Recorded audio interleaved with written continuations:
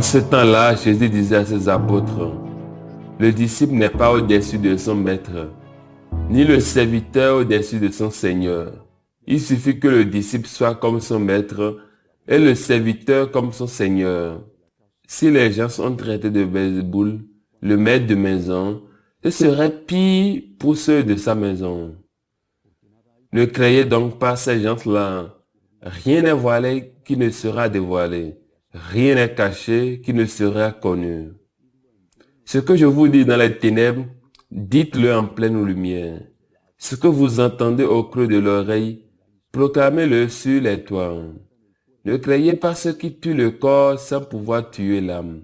Craignez plutôt celui qui peut faire périr dans la géhenne l'âme aussi bien que le corps. 2 moineaux ne sont-ils pas vendus par un sou?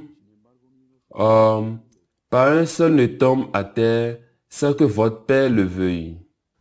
Quant à vous, même les cheveux de votre tête sont tous comptés.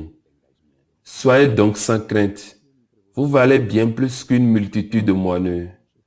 Quiconque se déclarera pour moi devant les hommes, moi aussi je me déclarerai pour lui devant mon Père qui est aux cieux. Mais celui qui me reniera devant les hommes, moi aussi je le renierai devant mon Père qui est aux cieux. Acclamons la parole de Dieu. Je ne peux pas lire et méditer cet évangile sans penser à Saint Jean-Paul II. Ce jour-là, il est apparu dans la loggia de la basilique sur le balcon central. C'est pourquoi on l'appelle la loggia. Ce jour-là, lorsqu'il est apparu pour la première fois, pape nouvellement élu, il a dit qu'il était quelqu'un qui venait de loin et il a proclamé ces paroles de Jésus. N'ayez pas peur. C'était un combattant. Il s'était opposé aux communistes dans son pays natal en Pologne. Il avait tenu tête aux nazistes lorsque, avec les communistes, ils ont divisé la Pologne. Et il était un jeune homme. C'était un combattant.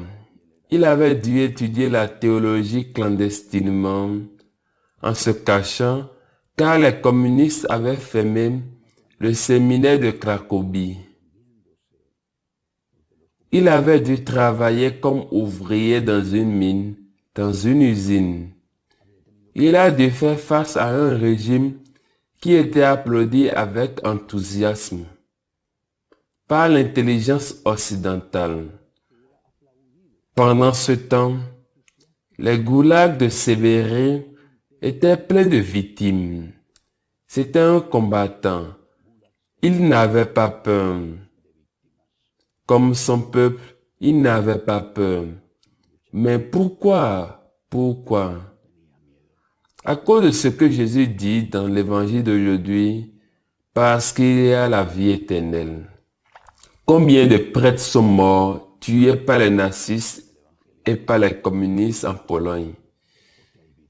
Pas seulement des figures connues, comme le père Kolbe, qui est mort en Auschwitz.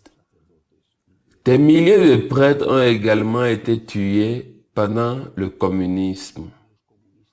Nous devons nous souvenir du père Popieluszko, par exemple. Ces gens savaient ce qui pouvait lui arriver.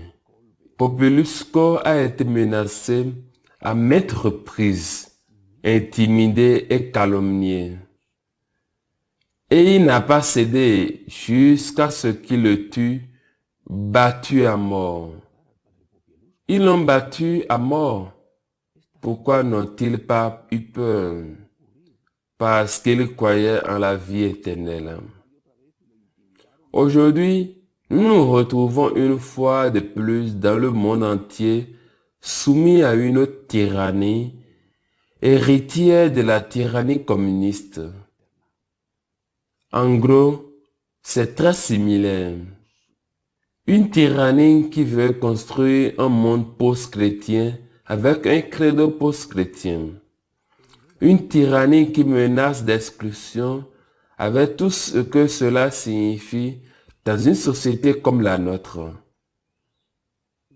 Tous ceux qui ne professent pas ce credo post-chrétien, un credo qui considère l'avortement et l'euthanasie comme un droit humain. Un credo qui exige de professer que le sexe n'a rien à voir avec la biologie. Et il menace et punit, comme ses premiers empereurs romains, ceux qui ne veulent pas mettre de l'accent sur l'autel de leur Dieu. Et pourtant, les paroles de Jésus sont toujours là, et elles doivent toujours retentir à nouveau avec force, avec la force que celle avec laquelle Saint Jean-Paul II les a proclamées lors de sa première apparition au Vatican. N'aie pas peur. Celui qui se déclarera pour moi devant les hommes mourra pour défenseur au jour du jugement. N'aie pas peur. Tu dois plutôt craindre de perdre la vie éternelle. C'est ce que tu dois craindre. N'aie pas peur de ce que les hommes peuvent te faire. Que peut-il te faire? Hâter l'heure de ta mort? Enfin, répète. En fin de compte, nous constatons par exemple la pandémie. Répète.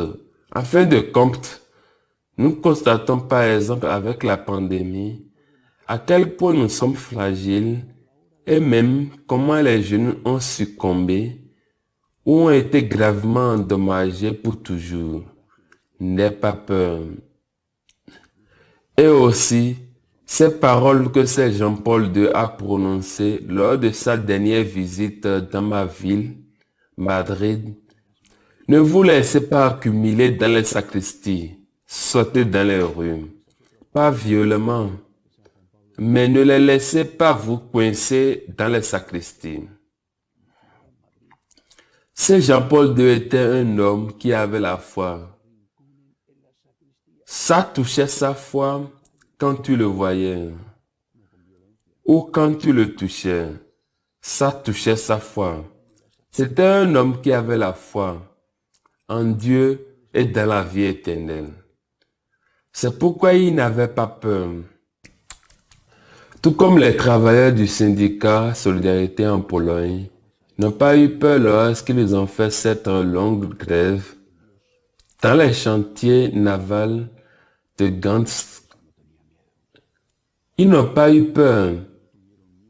Et les voilà à genoux, en train de célébrer la messe sous les yeux ébahis du monde entier. Des ouvriers de chantier naval allant à la messe, s'agenouillant pour la communion. Les travailleurs du pays communiste qui croient en Dieu, qui n'ont pas peur et qui défient leur maître, leur tyran. Ils croyaient en Dieu et ils croyaient en la vie éternelle. Ce que nous, catholiques, nous ne pouvons pas perdre, c'est la dignité. Et nous perdons notre dignité et rampons comme des laquais serviles devant les nouvelles ordres mondiales. Lorsque nous avons cessé de voir et de savoir que nous sommes de passage, qu'il y a la vie éternelle et que ce qui doit nous préoccuper le plus, par-dessus tout, c'est d'être fidèle au Christ et de le confesser devant les hommes. Que ces paroles de l'évangile d'aujourd'hui, j'insiste, prononcées, lui accueillies, avec le ton de voix avec lequel Saint Jean-Paul II les a prononcées, nous aide à ne pas avoir peur de ce que les hommes peuvent faire de nous et à craindre surtout d'être loin de Dieu parce que nous perdons le plus important, être avec lui pour toujours au ciel. Qu'il en soit ainsi.